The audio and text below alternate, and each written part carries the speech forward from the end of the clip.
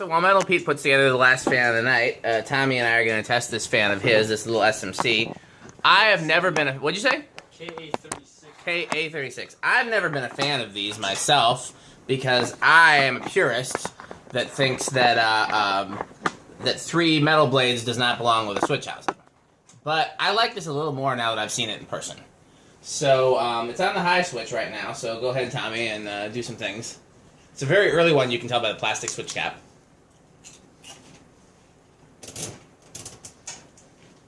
Drawing anything?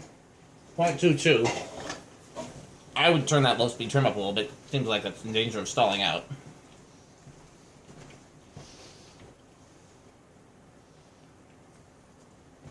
Alright. Just make sure you hang on to all those washers because you'll need it when you take that white one You with think you. it could be our current at the house maybe fluctuating throughout the day? That can definitely be the case if you have it on really low speed. Absolutely. Even if you turn on like a light in another room, sometimes that's enough to do it.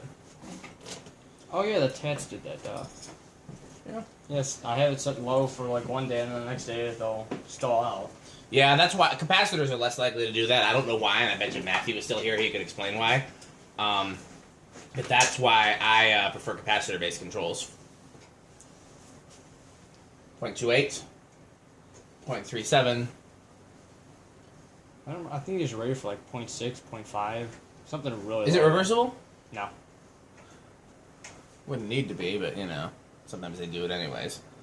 I like it more than I thought I would. I'm a purist. I don't think that metal blades and switch housings belong I usually together. don't either, but I saw this for like 20 bucks at Elgin and figured. Oh, I would not have passed it up if I had seen it for 20 bucks at a restore. I would not have passed it up at a restore for just about any price because I know they're rare. It's just not something I would have, you know. When was this at Elgin? Months ago. Man, I never saw that there. I don't know if I've ever seen anything this cool at Elgin. That's high. Yeah.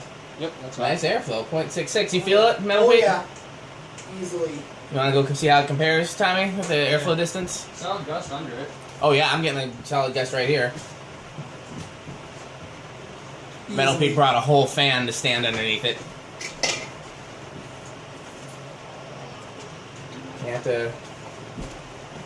Can't argue with being metal. Yeah, I like it a lot more than I thought I would. I probably would have, if I saw it at Elgin Restore, I would have bought it to resell, and then after I videoed it, I would have been like, never mind, I'm keeping it. Yeah, good airflow. Especially from back here, probably keep 5 or 10 more. Yeah. Which is especially good for a 36-inch fan, even though it's an industrial. Yeah. I wonder how these were marketed. Yeah, I don't know. They had to be residential. I just thought about it because the SMCs with the 3 metal blade, the SMC industrials have a little gold cap in the motor in the center. So like. Yeah, those were marketed residentially, and they had a light option for them. For those or The 48-inch version, like the one in the museum. Light option was actually really cool.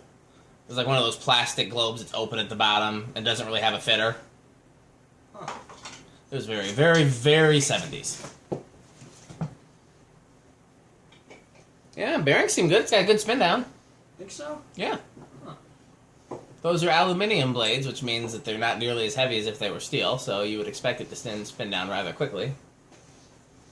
You got it ready to go? Pretty much, I'm just gonna get You're missing one screw, aren't you? Nope, I got them all. Oh, because there was that black one. Okay. Yeah. Yeah, main reason I took it here is because I don't know, it seemed a little abrupt. It seemed like it had quite a bit of a resonant frequency. Resonant frequency? Yeah, like it would, like on several controls, I think. Well, let's find out. It started on 4, but it also seems those bearings are definitely a little rough. You can tell by when it stops. Like, look at it. Like, okay, so I stop it, and they kind of bounce back. Mm-hmm. That's how you can tell. So the bearings are definitely kind of rough. So I think they need to be replaced because I've oiled it. You've tried oil in WD-40? They're still pretty quiet for being oil in WD-40. I mean, I would leave it alone at this point because it still runs fine, you know? Yeah. They're not bad enough that they impede its running. I would just probably keep adding WD-40 and keep adding WD-40, you know? How much WD-40 have you added? Half a can, maybe? I'm going to add a little more just because I can. Not...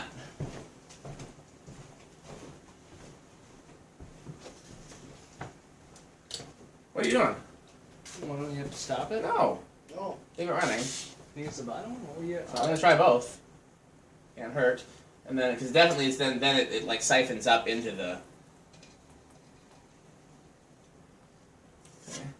Is it still on? Yep. 5.28. I'm gonna let it run a little bit with that here. Let me get. Oh, you can do the control actually. Just work it up and see what it does. Just do the test rig like you normally would. Let the WD-40 work in. I don't expect it to make that much of a difference. I only put in a little, but we'll see. Yeah. All right. 6.35. 7.42. 8.49.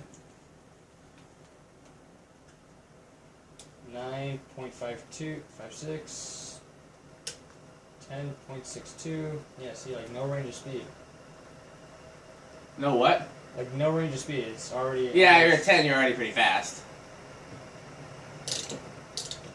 Well, just like we were talking about earlier, the first thing I'd check then, is if you feel like it should have a bigger range of speeds, is I'd check the capacitor.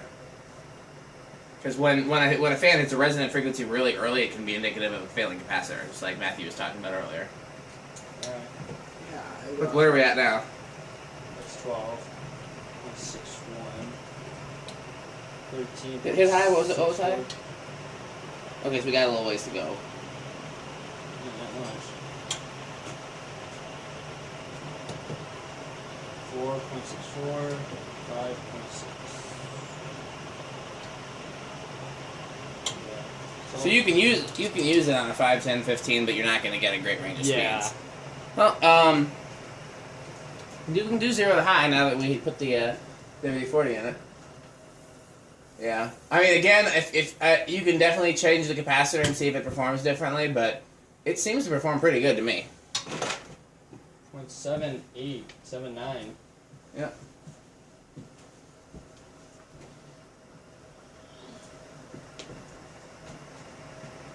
Some 5, some 4, some